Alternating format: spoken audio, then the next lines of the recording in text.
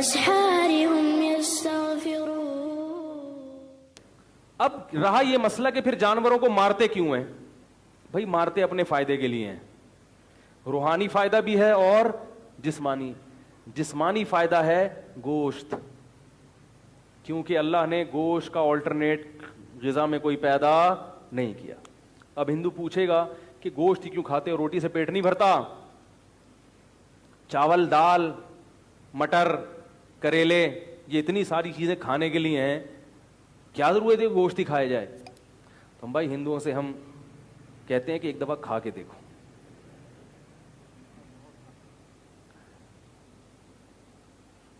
دیکھو ہمارے جو، میں کرکٹ میں دلچسپی نہیں رکھتا اور میں ان کھیلوں میں پڑھنے کو جائز بھی نہیں سمجھتا، لہو و لعب ہے، اللہ کی یاد سے غافل کرتا ہے.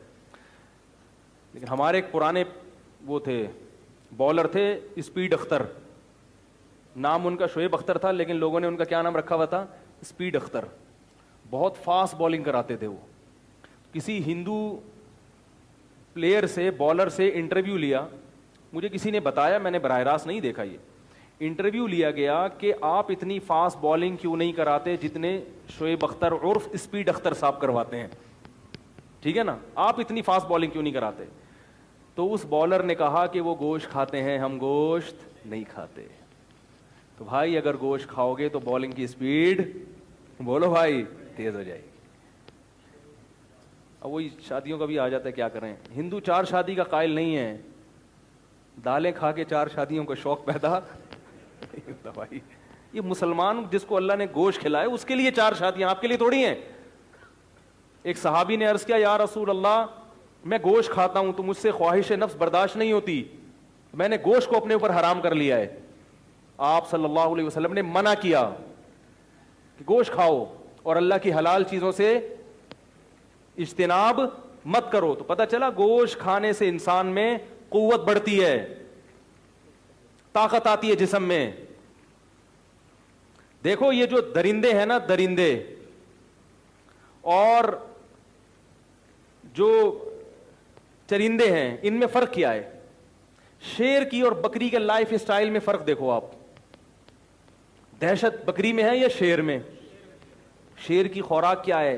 لوسن ہے. کتنی گڈیاں لوسن کی کھاتا ہے وہ. شیر کی خوراک کیا ہے میرے بھائی؟ گوشت. اور بکری کی خوراک گھاس.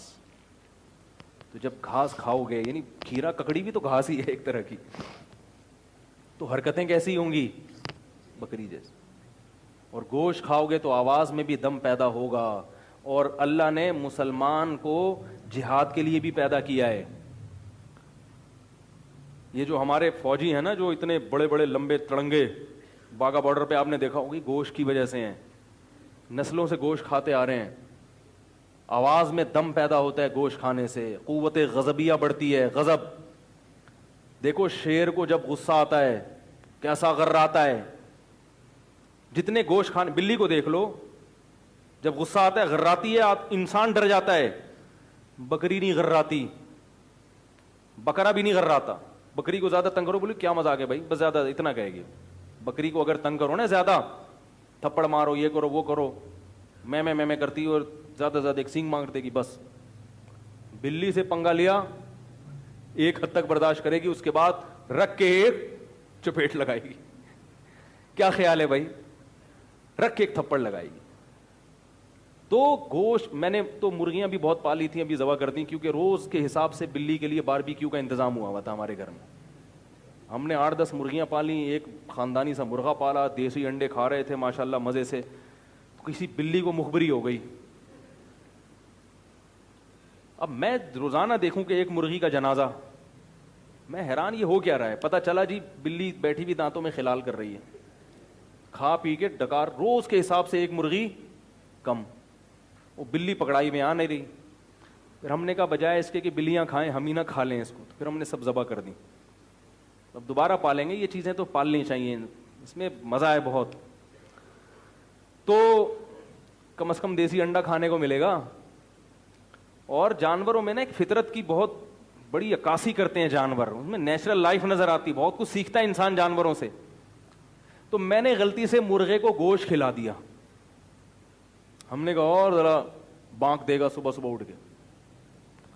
میری غلطی, میری شامت آئی ہوئی تھی, اس کو ہم نے چند دن گوشت کھلایا تو ہمیں ہی کاٹنا شروع کر دیا. اس بہت سمجھایا, گوشت کھانا چھڑا بھی دیا, لوگوں سے مشورہ لیا, بہت سمجھایا, لیکن وہ تو جب دیکھے اٹھ کے حملہ کرے.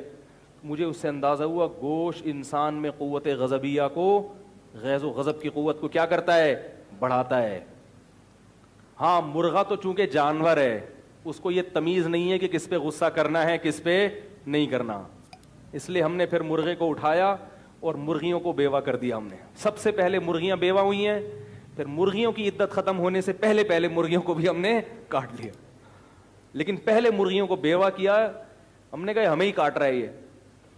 تو جانور ہے تو اس کو احساس نہیں ہے کہ کس پہ حملہ کرنا ہے کس پہ نہیں. انسان جب گوشت کھائے گا قوت غضبیہ بڑھتی ہے, لیکن انسان کو اللہ نے عقل بھی دی ہے کہ بھائی یہ غصہ بیوی پہ, بچوں پہ, ابا پہ جاری نہیں کرنا. اور بیوی پہ تو جاری کر بھی نہیں سکتے کیونکہ وہ بھی تو گوشت کھا رہی ہے نا ٹھیک ہے نا, وہ تو زیادہ کھا رہی ہے. یہ اللہ نے اپنے اور اسلام دشمنوں کے لیے رکھا ہوا ہے کہ جب ملک کے دفاع کا وقت آئے, ملک و ملت کے لیے لڑنا پڑے, بلا وجہ نہیں لڑو, خام خواہ میں گوشت کھا کھا کے لڑ رہے ہو پٹے بازی. جب ملک اور ملت کے لیے لڑنے کا وقت آئے تو پھر ایسے غراؤ جیسے شیر دھاڑتا ہے, اور جو بکری کھائے گا اس میں غرانے کی طاقت نہیں ہوگی, وہ تمہاری دھاڑ سن کے بھاگ جائے گا. ہمارے حضرت شعر پڑا کرتے تھے, جھپٹنا پلٹنا پلٹ کر جھپکنا, مجاہدین کے لیے لہو گرم رکھنے کے ہیں یہ بہانے. ویسے ہی شوق ہوتا ہے پھر انسان کا. تو چونکہ امت مسلمہ کمزور ہے, اس میں جب تک لڑائی کی طاقت نہیں ہوگی اس وقت تک یہ امت اپنی بقا نہیں رکھ سکتی. اس لیے اللہ نے مسلمانوں کو کیا کھلایا, بولو بھائی, گوشت کھلایا. ہاں اب گوشت ڈاکٹر منع کرتے ہیں کہ بھائی گوشت کھاؤ گے یہ بیماری, وہ تو گوشت کی وجہ سے نہیں, گوشت کھا کے جو انرجی پیدا ہو رہی وہ یوٹیلائز نہیں ہو رہی. کھا رہے ہیں گوشت, کام بکریوں والے کر رہے ہیں. نہیں آ رہی بات, میرا خیال ہے. ظاہر ہے جو چیز کھاؤ گے تو پھر اس حساب سے چلو بھی نا. کھا رہے ہو آپ گوشت صبح شام, اور سارا دن آفس میں لیپ ٹاپ پہ ٹک ٹک ٹک, بس یہ انگلیاں, یہ ورزش ہو رہی ہے, کوئی کام ہی نہیں ہے. پھر تو منع ہی کیا جائے گا. ڈاکٹر صحیح کہیں گے بھائی تم گوشت کھا رہے ہو تو پھر ایکسرسائز کرو اور جہاد کرو, اللہ کی راہ میں لڑو, ظالموں سے لڑو, مظلوموں کی مدد کے لیے لڑو. نہیں لڑو گے تو پھر غلط جگہ پہ لڑنا شروع ہو جاؤ گے, پھر بیوی پہ غصہ اتارو گے, ابا پہ اتارو گے, اماں پہ اتارو گے, بچوں کو خام خامے. تو ایسے لوگوں کو میں مشورہ دیتا ہوں کہ جن کی طبیعت میں غصہ زیادہ ہے وہ گوشت کھانا چھوڑ دیں. سمجھ رہے ہو, کیونکہ وہ غصہ غلط جگہ استعمال ہو رہا ہے, فائدے کے بجائے نقصان ہو رہا ہے. لیکن اللہ نے ہمیں کیوں حکم دیا, اس لیے تو ہمارا اس میں دنیاوی فائدہ بھی ہے گوشت میں اور روحانی فائدہ بھی ہے. روحانی فائدہ کیا ہے کہ جب بقرعید میں اللہ کے نام پہ جانور ذبح کیا جاتا ہے تو اللہ اس قربانی کو قبول کرتے ہیں. ابراہیم علیہ السلام کی سنت زندہ